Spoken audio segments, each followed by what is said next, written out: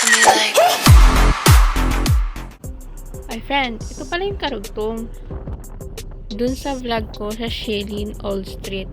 Ngayon, pupunta naman tayo sa Joffin Old Street. Isa din sa mga pinupuntahan ng mga tourist.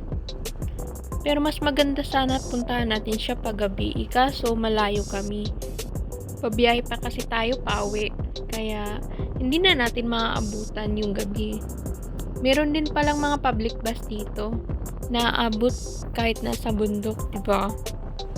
Ma-share ko lang sa mga hindi marunong magmotor kagaya ko. Yung solid yellow yan dyan is hindi tayo pwedeng mag-overtake at mag-U-turn.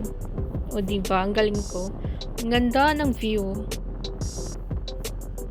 Sabi ko nga, ang ganda siguro pag may bahay dito kasi yung sa view mo is yung dagat.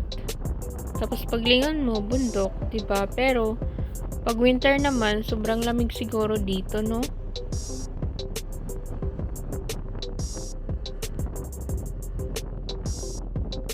So, ayun, nakikita natin yung view. Diba? Ang ganda.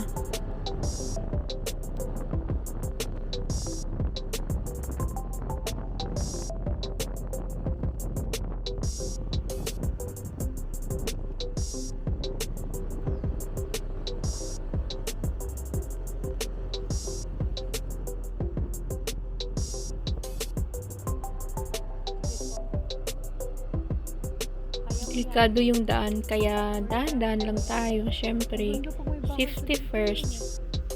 O diba, ang gaganda ng bahay dito. Tapos may terrace ka doon nakaharap sa dagat.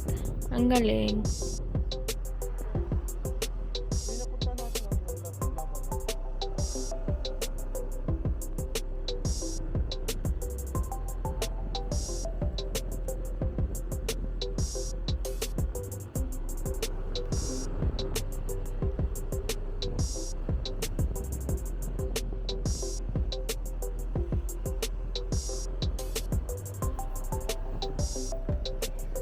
Ayan, andito na tayo. Yung mga pulang nakasabit dyan is yan yung nag-iilaw pag gabi.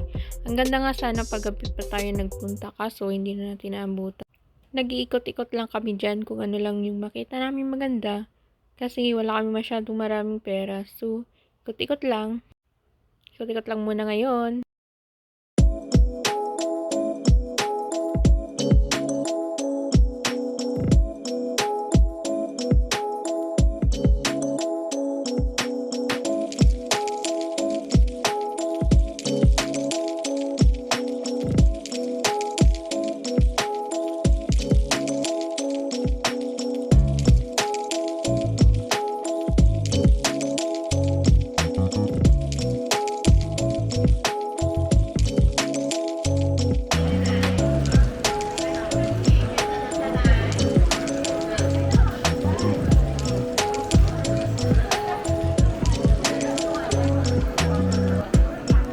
Jobs.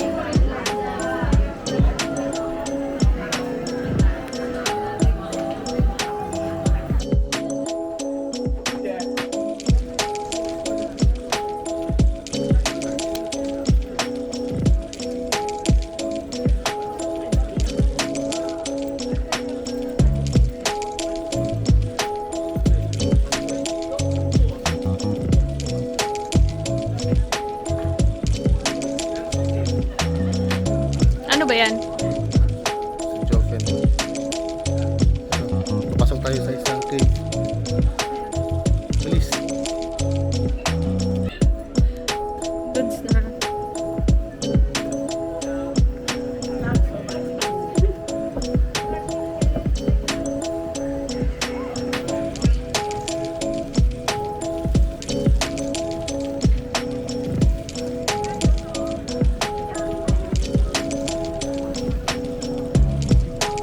Baba pa tayo?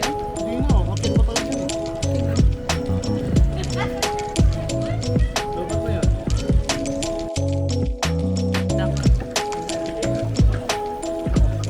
pa? Yan.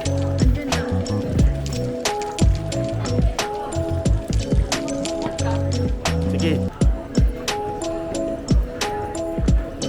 Una ka na, bababa ako. Okay.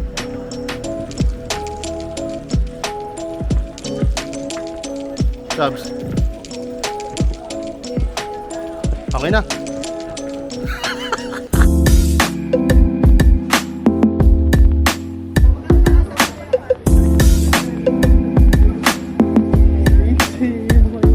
Yun lang, tinaman na ako mag voiceover. Bye-bye! Mwah!